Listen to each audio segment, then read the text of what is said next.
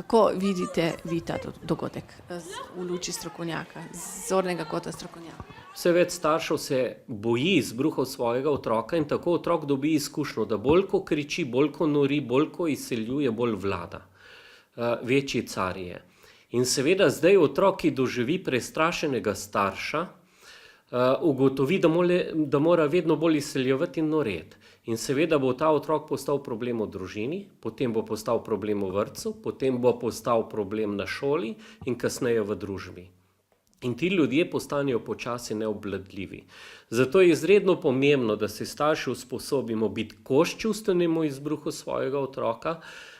Če pa staršem tega ne uspe, se pa pričakuje, da so institucije, kot je vrtec, kot je šola, da so kos najstnikom. Ne more en najstnik voditi šole, v tem primeru osnovne šole, ampak jo more voditi ravnatelj. In če imamo šibke starše, ne moremo imeti šibkih ravnateljev. In v tem primeru se je po vsej verjetnosti zgodilo prav to, da imamo skupino mladostnikov, ki odreagirajo zgolj po instinktu, in zdaj vi, če začnete temu mladostniku govoriti o pravilih in vrednotah, začnejo kričati, noreti, nasprotujejo zaradi tega, ker se o pravilih in vrednotah počutijo ogroženega.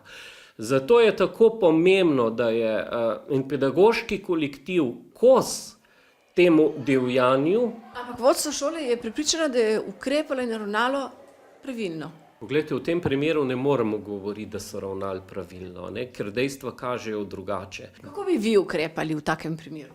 Nemudoma bi poklical tega najstnika ali pa najstnike, v svojo pisarno se z njimi pogovoril, s tem, da bi takoj tudi poklical starše in bi z njimi, kot sem že omenil, naredil načrt vedenja. To se pravi, med poukom je vedenje tako, med odmorom je tako, opazoval vas bom, svetovalna služba bo tudi skrbela in opazovala, kakšna je situacija.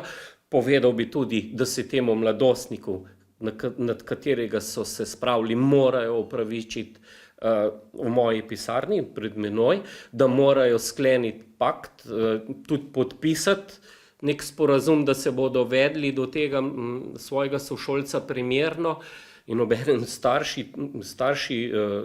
v tem tudi seznaniti, se z njim o teh stvarih tudi pogovoriti.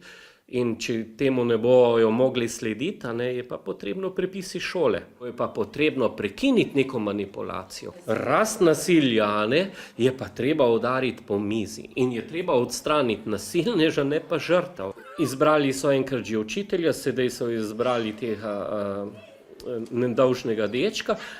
Prepričan sem, da bi se to nadaljevalo, da bi potem na ulici izbrali kakšnega starčka, starko, kakšnega invalida. Vedno nova tarča bi bila in vedno bolj agresivni bi bili. Temu je treba narediti konec.